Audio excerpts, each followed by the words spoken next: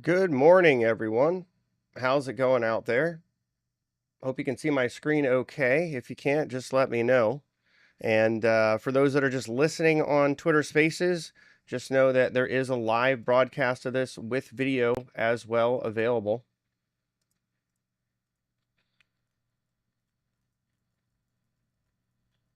And if you do have your mic open on the Discord, please feel free to mute that. I just want to make sure there isn't any background noise for other folks that are listening. And then we will get this all fired off. We're going to talk about technicals this morning. It's really going to be the focus of what I'm going to be going over. I hope that's going to be helpful for you all as we get closer to the trading day. And we will go through the first half hour of the trading day, visualizing both futures and a number of key stocks using Bookmap. So this is Back to the Futures with me, Markets and Mayhem, a presentation done in partnership with Bookmap.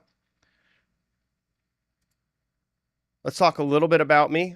My real trading journey began in 2005, funding my own account, trading stocks, then moving on to options, futures, Forex. Also started to get more interested in commodities. I navigated through the great financial crisis, which helped me to better appreciate the importance of understanding intermarket dynamics, momentum, and macro. My approach is systematic, driven by momentum, price action, options flows, and positioning, as well as volume profile. I began working with Bookmap in early 2022 because I saw great value in the way their platform, including the heat map, icebergs, and stops, really illustrated the way that the market was working. And then I built my advanced SPX options visualizer on top as an add-on to Bookmap to better show how options impact price and kind of completing the package so that I could see everything I was interested in one place. So let's go through the disclaimer here. I know this is everyone's favorite part of the presentation, and we're going to just go through it real quick. All Bookmap limited materials, information, and presentations are for educational purposes only and should not be considered specific financial advice nor recommendations. Trading futures, equities, and digital currencies involves substantial risk of loss and is not suitable for all investors. Past performance is not necessarily indicative of future results. So, with that out of the way, let's dive right in. First, we're going to go through some of the major stocks. We've had the Magnificent Seven shrink to maybe the Magnificent Four at this point. Google, the latest to really break down out of this weekly uptrend that it had enjoyed since the beginning of 2023. And this concerns me a little bit because this is a pattern that we have seen in other leadership stocks breaking down. So Google breaking down here and down more pre-market leads me to believe that there is some more downside here, possibly all the way down to about 122.90. But we're going to be taking a look here. We have some important points on this chart to take into consideration. One of them is these lower areas in the volume profile. So just taking a look at that, we've got a lower area in the volume profile right here where we're testing. So it's going to be important to see whether or not we start to build acceptance lower into this higher area of the volume profile. If we do, I think it's more likely we test this next low volume node, and then finally we get down to 122.90, which we've seen prices gotten stuck there before. That's been kind of an important area for Google. So it wouldn't be too surprising if we get kind of drawn back there as this sort of corrective impulse plays out. So that's one of the things that I'm looking at this morning, leading me to believe there might be some more weakness there in the NASDAQ. The next one we have here, this is a chart of Apple. Apple's also broken down from its weekly uptrend that it enjoyed since the beginning of 2023. And this breakdown is seeing continued momentum below this very important area, which is the weekly point of control. So that does bring these lower levels of Apple into view, perhaps around 165 could be an area where we start to see some support come in for this stock. We also got bad news overnight for Apple. Their sales in China of iPhones are down about 24%. So we are seeing some weakness and growing competition from companies like Huawei. Then we've got Tesla. Tesla was also a leader in 2023. It started to break down really rather aggressively in 2024, and we see that pattern of lower highs and lower lows on the daily chart. On the weekly chart, we see some consolidation here around this point of control. It isn't too unlikely we get stuck there. We've been kind of stuck there before, but I would caution that this company is also starting to see some real slowing of growth. So Apple and Tesla are two of the companies that, really have multiples that aren't warranted by their growth. There are some concerns there. I think investors are starting to show them in the way they're trading these stocks. So now that we've talked about three of the captains of the rally that are starting to break down, and we all know NVIDIA, is doing quite well. Microsoft, Amazon, Meta, they're doing quite well. Those are kind of the Magnificent Four. That's really what's holding things up right now. So it's very important that those stocks continue to lead. It's also very important that we see leadership broaden out to equal weight to small caps if the rally is going to have staying power. But for now, we may be seeing a little bit of a drawdown, a correction in price or time or both, starting as we see some of the former leaders breaking down. So let's talk about the S&P 500. We've got the E-mini futures on screen right now. I realize they've fallen a little bit more since I put this chart together not too long ago. But the point of this chart is to show you some of the key levels, if you want to screenshot this, that I'm watching for over more of a swing time frame.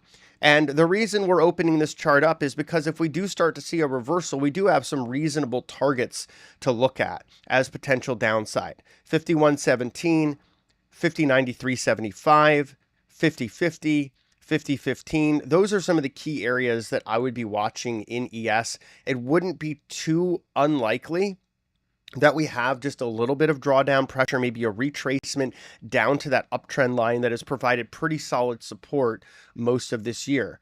That's going to be the key test, is whether we're able to hold that and the 20-day moving average. The next chart we have here is of the S&P 500, but broken down on an hour-by-hour basis. So each candlestick represents an hour, whereas the prior, each candlestick represented a day. And we can see we're kind of, at least at the time of making this chart, hovering over a pretty important level, around 51.1775. Now, that's a level that I would be keeping an eye on, because I think that's an area that we can look at as a bit of a pivot here today.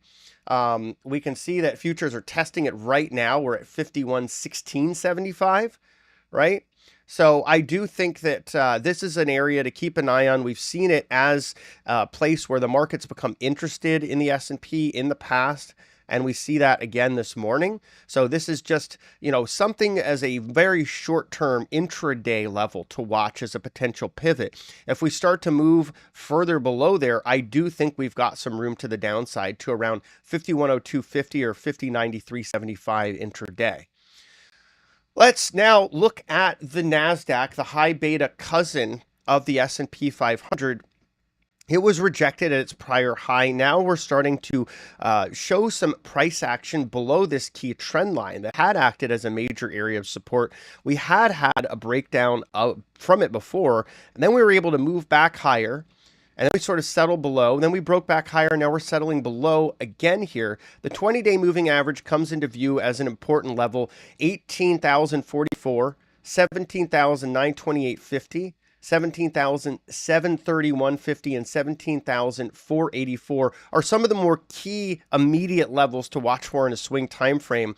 And then we can bring that all the way down to that sort of chunky area around the point of control, around 17,000 and just above and below, where we may see price get drawn if we do crack that 20-day moving average. So that would more look like getting back into this area where there's a lot of interest and where we've seen consolidation patterns in the past. So it wouldn't be too unlikely that we see that. That's an area we see the market liking to transact. But first, we have to break through this real chunky volume profile that we're in now. Now, the other side of the trade is maybe we break back above that moving average and keep moving higher, or I'm sorry, that trend line, and keep moving higher. But of yet this morning, it really does have a kind of negative, more distributive look. So for now, I'm looking for downside in the NASDAQ, in the S&P, and some of these leadership stocks. Let's look at the NASDAQ on an hourly basis here. I'm also just going to quickly check quotes. So we're not terribly far from where I put this chart in. This is the chart's time was, or the price at the time was 18,148. We're at 18,140 and 75. And I think that this is another level that we're starting to pull below. It does look like we have some room lower here on the NASDAQ intraday. So I'm looking at 18,108, 18,082, and 18,044 as levels here as we potentially break below this initial pivot. The next pivot would be 18,108. From there, I do think 18,044.25 becomes more likely. And if the selling intensifies, I have my eyes on the 17,928, where again, we see there's a lot of interest in this market. So we do have some levels to watch today. Again, feel free to screenshot any of these if they help. And next, we're going to move on to the Russell 2000. The Russell 2000 has been showing some interesting relative strength. We can see it building up here. We can also see it showing some strength versus the broader market as it's pulling back. The biggest concern that I have about the Russell 2000 here is now that SMCI is heading into the S&P 500, it is likely to leave the Russell 2000, and a lot of the gains that we saw this year in small caps were driven by the Russell 2000. So I do think that's a concern to keep an eye on, the way that we have seen small caps really lead the way. So just a couple things to keep in mind as we look at the small caps here. We're going to zoom in a little bit, but for right now, they've got a lot to prove to us. I think that we'll probably see a bit of a drawdown in them, but one thing to keep in mind as we have this hedge fund gross leverage near all-time highs, they love shorting the Russell. So if their favorite longs like the Mag 5 or the Mag 7 start to see drawdown, you can actually have a bid come into these small caps as a result. Sort of counterintuitive until you look at the positioning and realize why that's happening. And it's because hedge funds are aggressively short things like the Russell 2000. The next one we've got here is Russell 2000 on an hourly basis. And this one is interesting too because, oh, I'm sorry, this one is actually gold. We're going to move back here just a little bit.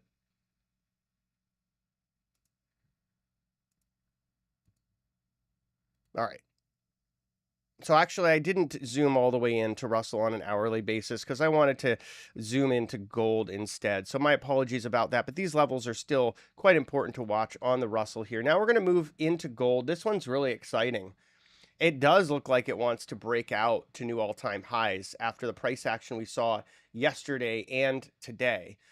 So this is one that I'm keeping an eye on very closely. We almost kissed those all-time highs this morning, and I'm really looking at silver to catch up here. And one of the reasons I'm looking at gold with some degree of enthusiasm is I'm seeing gold show incredible relative strength. We've got rates that did rise quite a bit, and then they're easing out. But gold is showing strength compared to that. It's really keying off of a weaker dollar and geopolitical tensions around the world, and also probably the notion that maybe the Fed is making a policy mistake if they lurch towards cutting, with all the backdrop we have of some potential rise in inflation in the pipeline. Whether we look at things like small businesses potentially raising prices, about 36% of respondents over the next 3 to 6 months looking at that.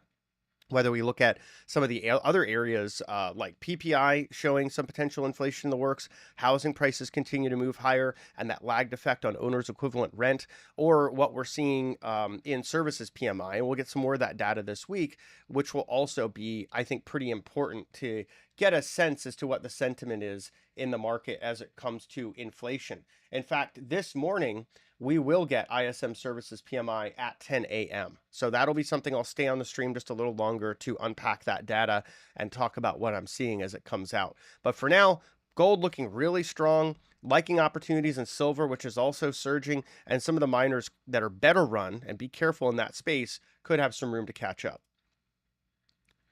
Next up, we have gold on this hourly chart here. Similar look, just building acceptance after moving higher here. So really healthy volume profile, showing that this isn't just buyers just screaming higher. We're actually building higher step by step by step. And this kind of step-by-step pattern in a microstructure is healthy as we're approaching these all-time highs. This is telling me that there are folks trying to fight this and selling into it and taking profit and otherwise, but buyers are thoroughly in control.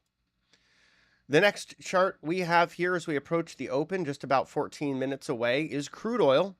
Crude oil is reversing here. It looked like it was making a nice little breakout of this range that we had been in, really a decisive break, but now we're reversing lower. So is this a head fake? It looks a little like that, but I'm not going to call it that unless we close below the point of control. Okay, so we are looking at about 77.40 or so as a key pivot level for crude oil. But right now, I am a little bit leery of it intraday. I don't want to take longs on it here. I'm looking at it more to see whether we can start to rebuild and reverse higher. Zooming into crude, looking at this 77.98 level as one of the key levels to keep an eye on if we're able to make a push above it. Right now we're at 78.28 pre-market. So we're already at that level pre-market, looking a little bit healthier. But to get me more excited to want to take a long in crude, I need to see it push above 78.30, which it's just starting to do as I'm saying this, but it's testing. Let's see if it can build some acceptance there. Next one we have is the 10-year note futures, and this was a pretty nice little consolidation area that we saw. It led to relative strength really starting to build up as we had this move higher into a higher volume area. And this could have room back up to the top of this little range that I have around 112.07. So this is what I'm watching. I don't necessarily think that the move higher in rates over the intermediate term is over. But in the short term, I think the selling may have gotten a little exhausted and sellers could not push this lower. We marked this line. We talked about it last week as well. This 109.16 level remains robust support. And then zooming in on the dollar as well, this is not looking so great. We are consolidating around the point of control and below. We're below the 20-day moving average. We have relative strength rolling over a bit here. It's still high, but it's rolling over. It's about 51. And I'm looking for the dollar to actually move lower a little bit. And I think one of the reasons the dollar moves lower a little bit has to do with the ECB and how they may come out a little bit more hawkish this week than people expect. And that would be good for gold as well. So follow my work. We're about to get into Bookmap, so don't go anywhere. But you can follow my work on Twitter at Mayhem for Markets or YouTube, same name.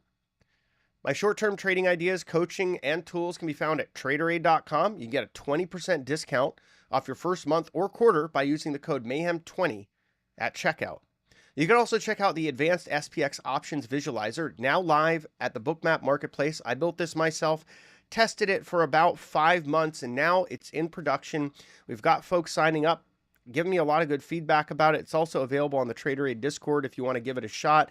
And finally, my long-term trading and investment ideas, research, and consulting services for institutions are available at macrovisor.com. So we got a retail newsletter and we have institutional consulting there.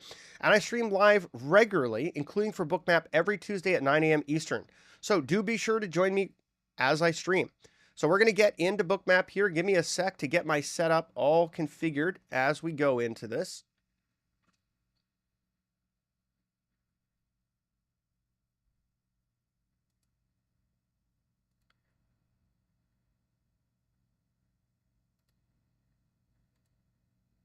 And I hope everyone's having a good morning. It's going to be an interesting trading day, I think.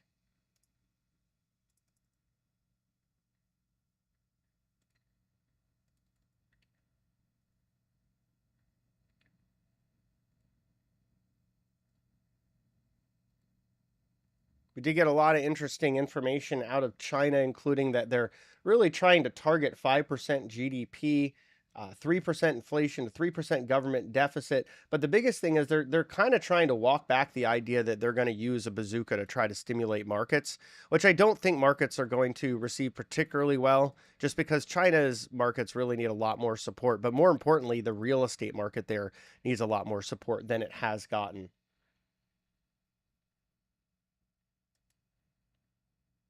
So on screen, we do have the S&P 500. We are just about 9 minutes away from the cash open here.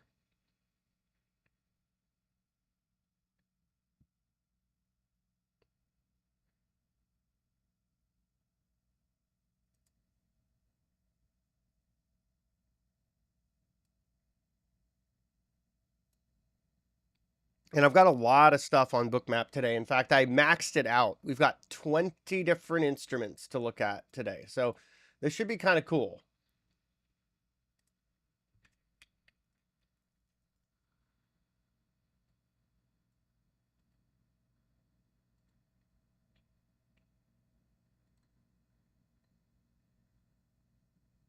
And folks in the chat rooms, if you have any questions about anything, let me know as we go through this. This morning, though, a bit choppy for the S&P as we get ready for the open. Just zooming out a little bit, we can see that there's been a bit of a descent, and we see liquidity building below us above the volatility trigger, which is going to be about 5,100 SPX. NASDAQ, similar look as the S&P, largely moving lower this morning ahead of the open, below the point of control and VWAP. Russell, a somewhat similar look. Not quite as pronounced, but still, this is maybe for the reasons that we discussed, that when the small caps are struggling a bit, that's generally something that hedge funds will lean into. But on the other side of it, when the small caps are, struggling in lieu of a broader market slowdown, then you may actually have a bid in the small caps because you have a sort of compression of exposure, of book leverage. So, if the whole day is drawing down, the Mag 7's drawing down, you may get a little bit more of a bid in the Russell than you expect because you have some of those hedge funds potentially easing out of that positioning.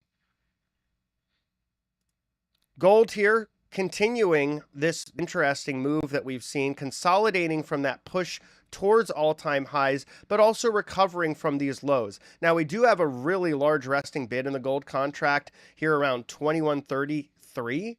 It's unusual to see bids of this size. This is not a very liquid trading vehicle, 6.5 thousand order book depth this morning. So something to just take into consideration is that gold here does have interest lower, but we are very, very close to all-time highs. We do have some pretty big interest above here. So these are two levels we're seeing interest in the market, 2155 and 2133 ahead of the open.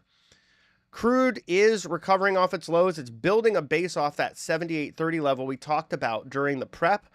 I do like it here for intraday longs. I think we do have some room higher, and we do see interest building above here, 78.80, 79, and $80.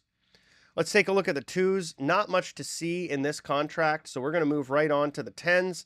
Similar look, not much to see here. Now, this is probably going to change after we get ISM Services PMI.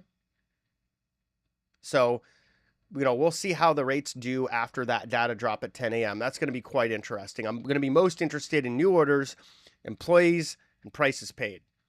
30-year note futures, similar look, not much to go on in the bond market this morning. Let's look at the euro. This is the euro contract. It gives us a good sense as to how the dollar is trading because the euro is about 70% of the US dollar index, right? So that's something to take into consideration. Once we see services PMI, how the dollar reacts, we'll view that in the euro. We'll also view it in the yen here. So we can see the yen building a little bit of strength this morning. The euro coming back a little bit after it made a pop, but coming back here and testing VWAP. Now we're going to do something a little new on my stream. We're going to go into some single stocks as well, which is going to be kind of fun. Here's NVIDIA pre-market, right? And the cool thing about this is I'm actually going to have visualizers for SPY, Qs, and some of the most popular optionable single stocks for Bookmap coming soon to the marketplace. So be on the lookout. New stuff coming soon. But NVIDIA pre-market trading at 855. We do see some interesting options interest building up there at 900 and above. I'm just going to go over to my Discord real quick. I have some tools there that I look at the options market with. So I'm just going to run a quick profile on NVIDIA's options exposure here. And soon you'll be able to see this right in Bookmap and including in my streams. But I'm still working on the code. So yeah, interest in Bookmap and NVIDIA, growing at 900 and 950 on the call side as we get into this trading day. Now that doesn't necessarily mean it's going to be immediately a magnet higher, but it does certainly tell us there's still a lot of bullishness in the stock and then pretty large amount of support around 800 with options positioning. So ahead of the market here, you can see NVIDIA is a pretty liquid trader. You know, you've got well over 400,000 on the order book here, and you've got some pretty big interest at 850 and 865. Now let's look at Silicon Micro. Certainly not the same level of order book depth as NVIDIA, but still, nevertheless, this has been a really important stock. It shows the sort of euphoric sentiment that we see in the AI and chip space, but also it's a great barometer of risk appetite intraday. So we're going to add this to the instruments that we're watching on Bookmap. And SMCI, a lot of interest at 1050 and 1025 as we get into the trading day here. Now we're going to look at Meta. Meta, not a lot going on pre-market in this thing. You can see that in the way it's trading, but there is a lot of interest lower around 493 on this stock, and then even more interest higher at 497. Amazon, another one we're going to watch throughout the trading day. You can see there's large levels of interest lower at 176 and 175 there. Not a lot of interest higher until 178, a little bit at 176.80 as well. Microsoft, pretty large interest around 412.15 on this one, stabilizing a little bit, but this is going to be much more interesting to watch after the cash open, which is coming right up. Apple, too, seeing a bit more of a drawdown this morning, really having a rough go with news. They let go of their self-driving car, leaning into AI without any detail, not really helping to inspire many. There's problems with the Vision Pro. There's issues with quality, with the nose bridge cracking, with the glass itself. And then we got news that iPhone sales in China are down about 24% from increasing competition from Huawei. Got Google on screen here. This will be another one that's interesting to watch. It is starting to see some selling pressure as we're about 1 minute, 30 seconds away from the open. Then we have Eli Lilly because we know this has just been such a rocket ship. I'm going to be watching this one as another sort of barometer of sentiment. And then finally, we're going to watch XLE as another way of watching the energy market today. So we got a lot to watch. It should be a lot of fun. I'm going to just check in on the channels here and see what people are saying.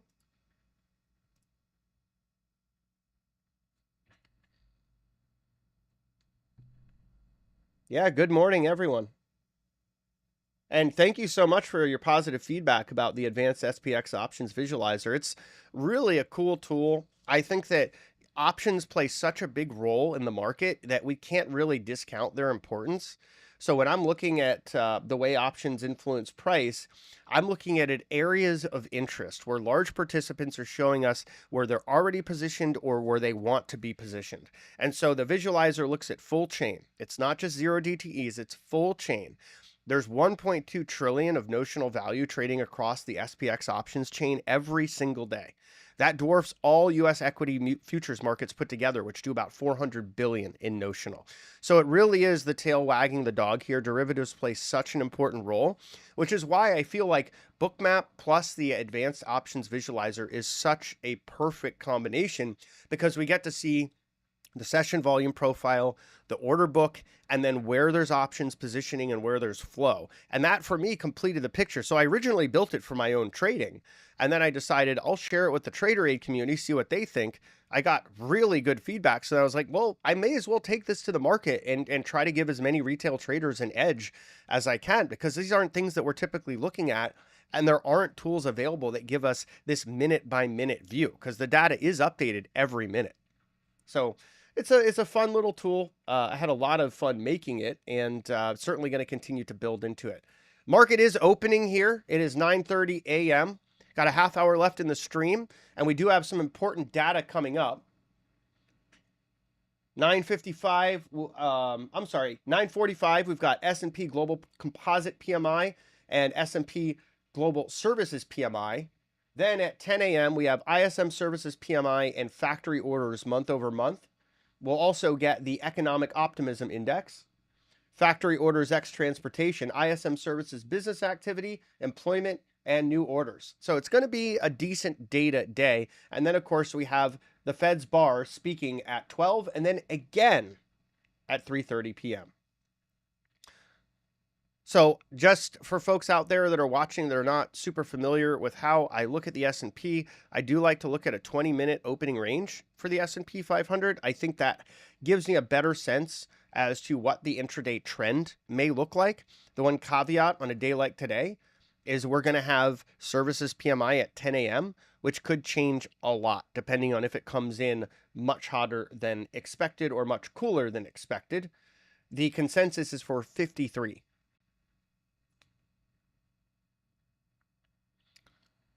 And we see a little bit of that selling pressure pulling down the point of control here as the cash open has started, and we see some more transacting happening. Let's take a look at the NASDAQ here. NASDAQ is seeing a nasty pull. Does not look quite like the S&P. This is probably a bit of a bearish omen overall. And we talked about some of the leadership breaking down even pre-market. It seems to be a continuation of that theme. We'll get into some of those stocks in just a moment.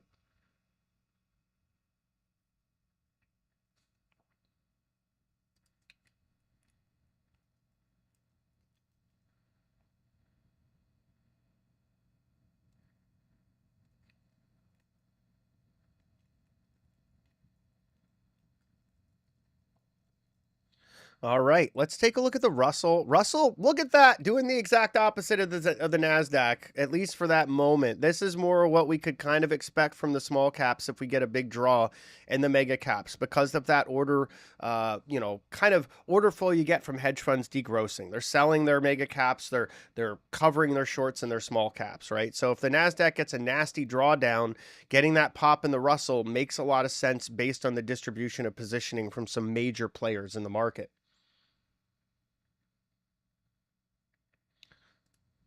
And so let's take a look now at gold. Gold starting to build off those recent lows here. We've got that range, that 2155 and 2133 in terms of the large areas of resting liquidity in gold. Crude consolidating a bit below that 78.30 level. So I'm only interested in longs above that level. Let's see if it can reclaim it. Right now, I just consider it sort of testing that level. Not much in the bond market, so we're going to skip past that until we get services PMI. Dollar giving us a little bit of strength as the euro rolls over, but yen continuing to climb higher. I am kind of interested in counter trend scalps in long yen, and we'll take a look at that, see if that plays out. But I just feel like we're seeing a bit of potential reversal in the dollar versus the yen in the very short term. Although over the longer term, unless and until the BOJ really reverses their stance on negative interest rates, I think the yen could continue moving lower. Let's look at NVIDIA here. Ooh, nasty little pull in NVIDIA. So we are seeing some additional pressure here in some of the single stocks, including really important stocks. NVIDIA pulling down to 844. We do have some decent resting liquidity below it, building up here, as you can see. SMCI, pretty big pull there into some resting liquidity below as well. We'll zoom out a little bit. We can see there's offers stacked above as well. There's just a lot in the order book on these stocks. They trade a pretty decent amount of liquidity. Meta, not so much of a pull at the open as these others. Similar with Amazon, not quite as much of a pull there, but still some pressure downward. Microsoft seeing a decent pull, however. Apple actually getting a bid into all this. That's pretty interesting. And Google as well. So a little bit of a divergence so far in some of these. Eli Lilly, pretty healthy pull down there.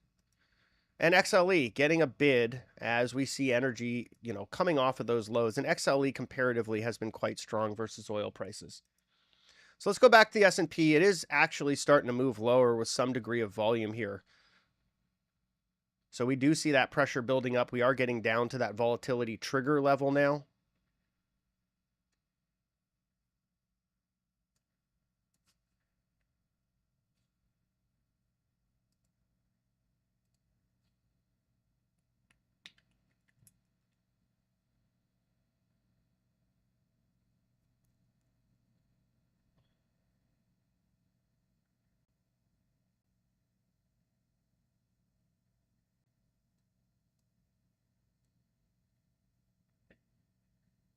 Now, 5100 SPX is a pretty large level of resting liquidity. So it wouldn't be terribly surprising to get a bit of a bid. Just the amount of interest that's around that level in options is pretty large. So you're probably going to have some degree of a bounce there. And that is that vol trigger level on the chart. Now, if we do crack that level decisively and build acceptance below, we've probably got a reasonable amount of downside. NASDAQ continuing to pull lower with a bit more vigor than we saw pre-market. There is a decent amount of excitement here. I mean, these are pretty large amounts of volume, which is typical during the cash session, but also shows you there is some determined selling happening. And look at that. The Russell's up as the NASDAQ's down. We can see that, again, that deleveraging theme playing out.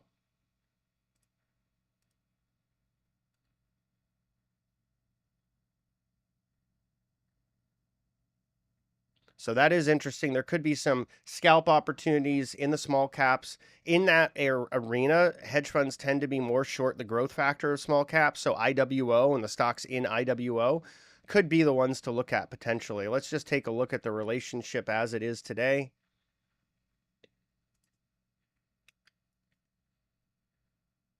Today, IWO underperforming IWN just a little bit by about 0.68%. So we'll keep an eye on that. But the relative strength in that trend has been incredible since the beginning of this year, with that outperformance of about 20% of growth versus value factor in the small caps. And we can see that building, and we can see the NASDAQ just sort of continuing that pull.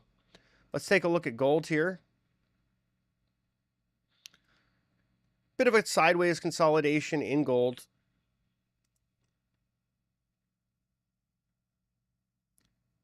Oil, that test was successful. We got right back down to the VWAP here, and now we're building above that 78.30 pivot level. So oil looks healthy for longs, as does XLE intraday and even on an intermediate term basis. And we have a little bit of a pull here in the euro, below the point of control and below VWAP, just giving us a sense the dollar is firming up. We have that data release coming out in about 22 minutes. That'll be ISM Services PMI. And then we have the yen also pulling back a little bit. So again, with the yen, I will be looking for some counter trend scalps on this thing, but we'll have to see how Services PMI plays out and what impact that has on rates first. NVIDIA catching a bit of a pop off of its lows. We do have a lot of resting liquidity across the order book on this one. And 850 is a very large level of options interest, so not terribly surprising. We kind of hover up and down around that level, plus minus $5. SMCI also popping off that lows, that incredible wall of liquidity, really offering some support for it. Meta, kind of a similar look, but grinding a little bit lower. Remember, we looked at it a bit before. It didn't look like it was necessarily moving the same way as some of these other stocks. Now it's starting to catch down just a bit. Similar look with Amazon. Microsoft continuing to pull lower. Apple giving up some of its gains that it had, from the cash open. Looking a little bit like a lower high, lower low microstructure unless we start to break above 171.40. And Google just bucking the trend. It's interesting because Google has a lot of struggles it's dealing with, including the idea that search could increasingly be replaced by AI chatbots, and Google's struggling to make a decent AI chatbot. Gemini, which used to be named Bard, still having a lot of issues. In fact, their image generation had so many issues that they stopped. They cut it off. Eli Lilly had a little bit of a pop, resuming that pull. So overall, energy really looks great here. Google's bucking the trend, but there is some pretty decent weakness. Small caps also overall, at least last checked, still bucking the trend there. And tech overall slumping.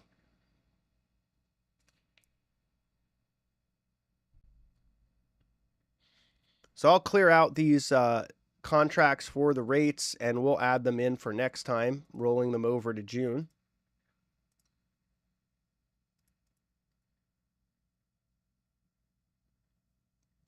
Let's take a look at the news and see if there's anything interesting out there. We did have a market on open imbalance of 250 million to the sell side. Not really that much to go off of, and I don't think these numbers really correlate with outcomes, but still interesting nevertheless, as we know market participants at least glance at that data. We did get Redbook year over year in earlier this morning, up 3.1% versus a forecast of about 2.8%. So that was decent. Spot gold did hit a record high. The futures obviously vary versus spot, but spot actually did hit a record high this morning. And that's interesting to see. And certainly I think there is room for continuation there in gold.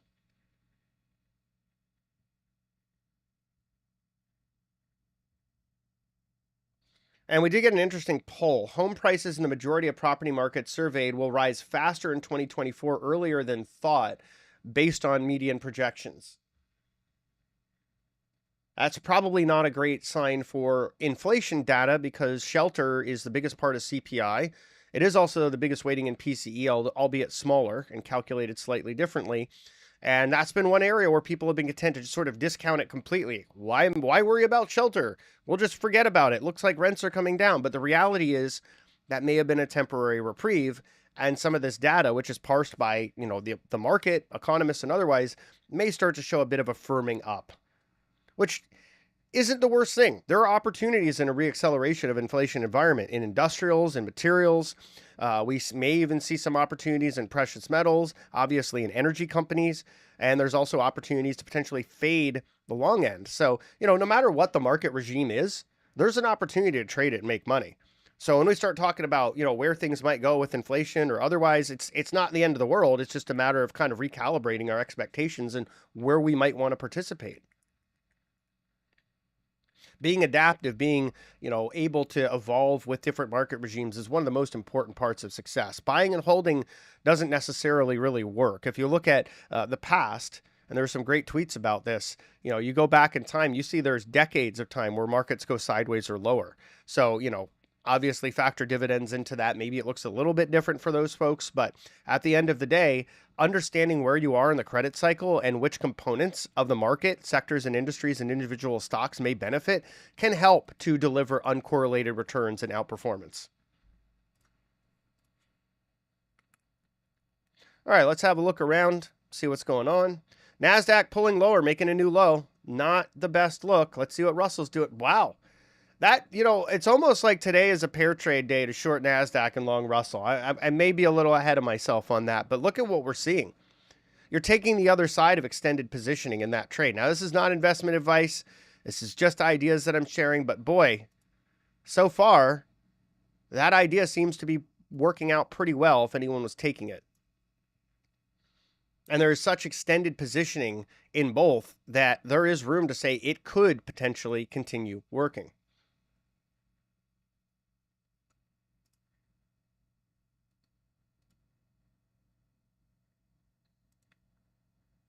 Let's take a look at some of the heavyweight stocks here.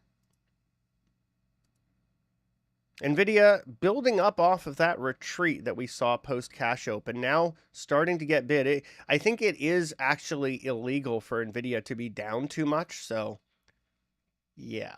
There's SMCI, also had a little bit of a rebuild, now testing the VWAP intraday. Meta recovering off its lows rather appreciably and quite quickly there. Amazon also starting to have a bit of a healthier look. Maybe we get a higher low here and a higher high. We'll see if we get that reversal. Microsoft continuing to plunge the depths, however. No reprieve there, really. And Apple giving up those gains, making new lows.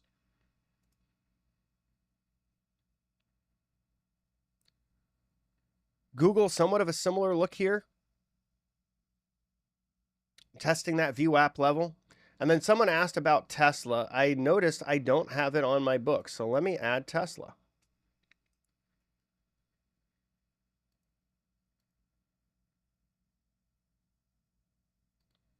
Eli Lilly still pulling a bit. XLE still building a bit. And we're just going to pull Tesla into a group of its peers here. I'm just going to clean up the chart slightly.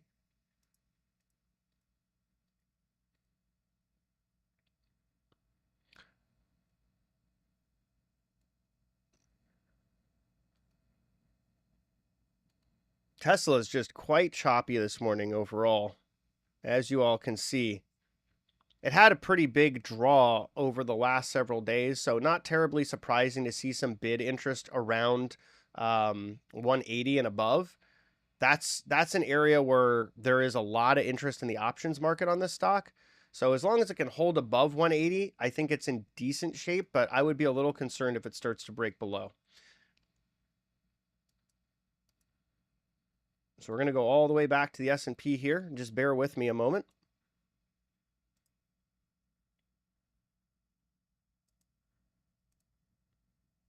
About 14 minutes out till we get that data drop.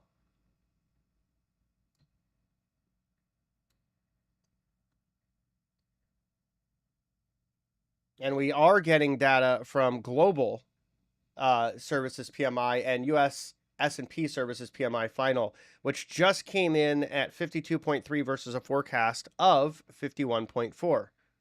US composite PMI final came in at 52.5 versus a forecast of 51.4. So both stronger than what was anticipated.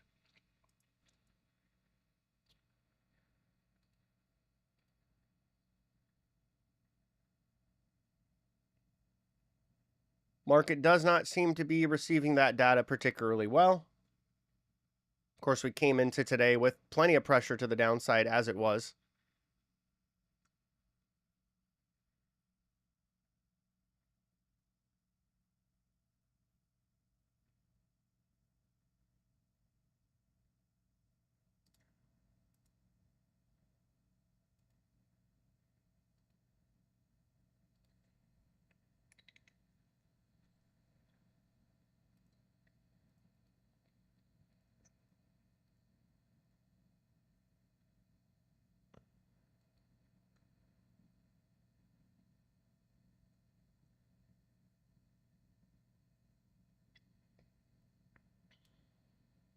Still seeing that pull continuing lower in the NASDAQ here. If we look at this as a 20-minute opening range, we're just about to form that opening range, and it's a pretty big one overall.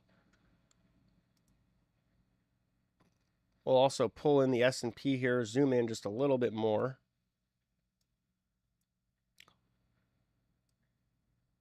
We're starting to get that options data in the visualizer here. We can see where larger parties are expressing interest in SPX converted to ES levels. And it does look like this second most active, what we call the warm put, coincides with a rather large area of resting liquidity below. So there's a lot of interest down there, probably really the most that we see near spot at any one price.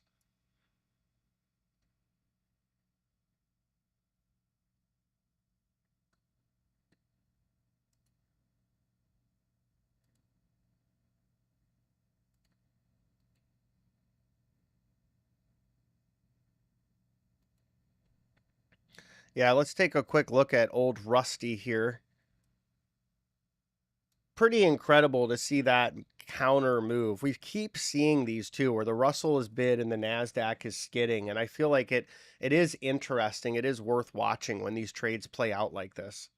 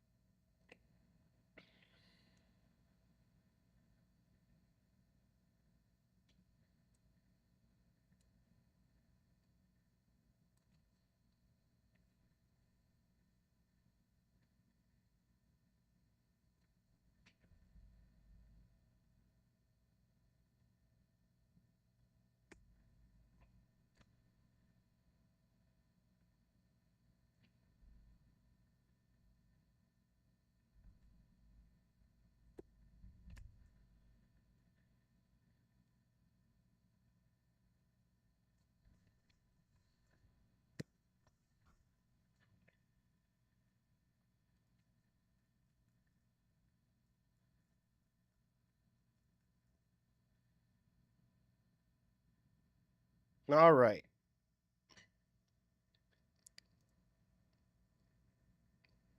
We're just about 9 minutes away out from ISM Services PMI, getting a little bit of a rebid here in the NASDAQ. Let's take a look at some of the heavyweight stocks here. NVIDIA continuing that bid, really getting a decent amount of support above 850. That is a pretty important level of options interest. So getting, that test below and seeing a rebid there, not too surprising in that stock. SMCI has a lot of options interest around 1,000. So also similarly important area of support that we're also seeing in resting liquidity. Meta kind of chopping a range here. I think there's a bit of consolidation ahead of this data release. Amazon kind of a similar look. Microsoft, though, really just can't seem to get out of its way today. Apple, very similar look to Microsoft right now. And Google giving up those earlier gains, now starting to roll over. And Tesla actually building from that touchdown around 180. Eli Lilly also building off of its lows. And XLE continuing to push higher.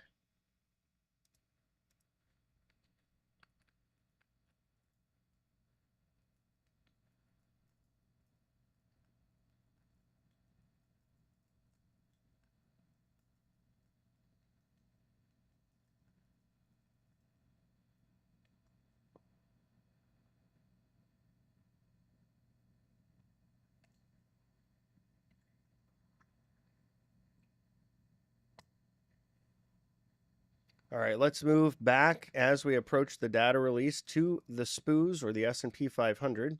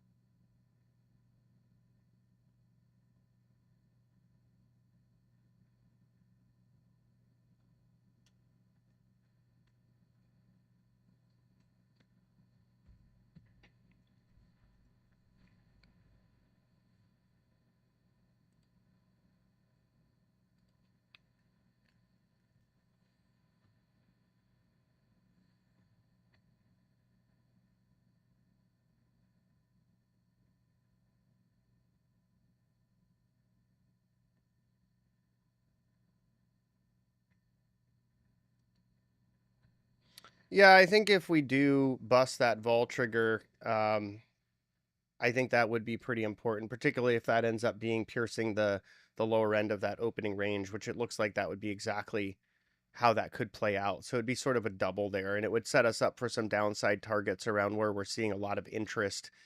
The initial downside target would be that second most active put strike.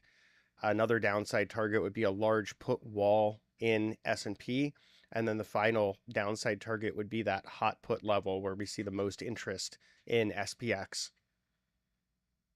for downside. So that's a great question. And yes, that volatility trigger is also likely to make things just choppier overall should it play out.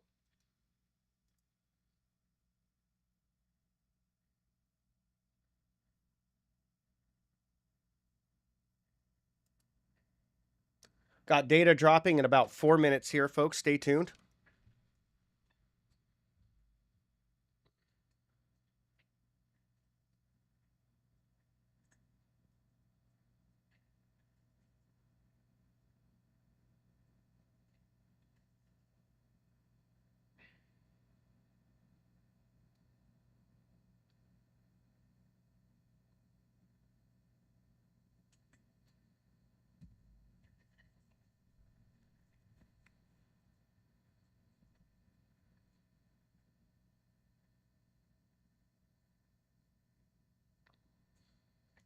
Hearing Bitcoin just made a new all-time high.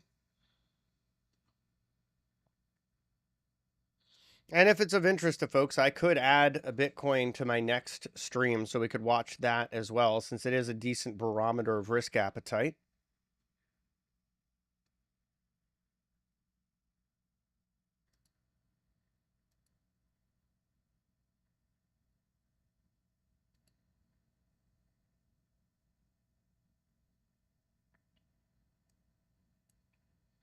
And we'll probably start to see liquidity thin out here ahead of ISM Services PMI. So be careful about your size and your risk management ahead of these events. It typically is a bit of an event volatility catalyst. You see liquidity thin out, then you see the reaction, then it starts to come back, which means you're likely to see more slippage in orders placed around the event.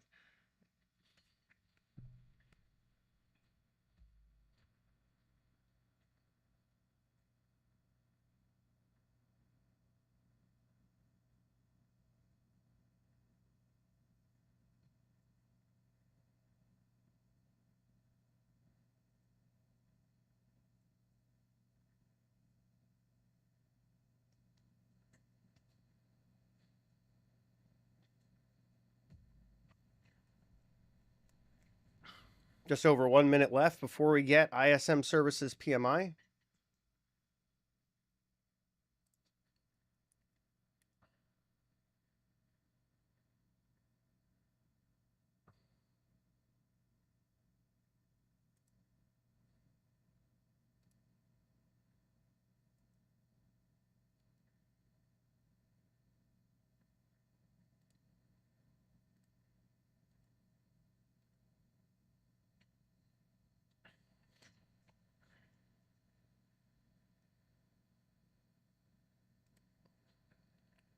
So typically I wrap up around 10, but we've got this data coming out. So I'm going to stay on for like another 5 minutes afterwards just to parse that data, talk a little bit about what I think it means. This is the ISM Services PMI, really the most important data release coming out today.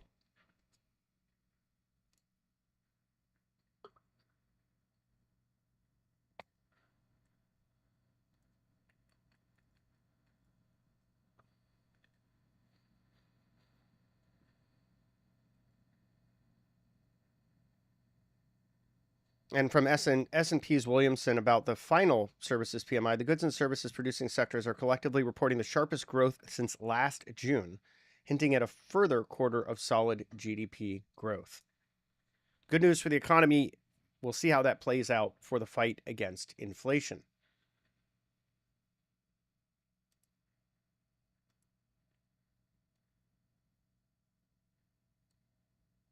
Data should be dropping any moment.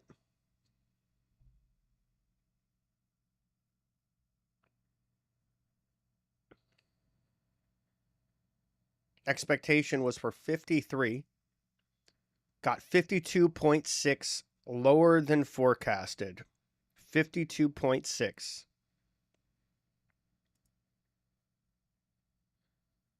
So this is bullish for equities initially, because bad news is good news. That's the environment that we're in right now. I'm just waiting for the information to post here on the ISM website.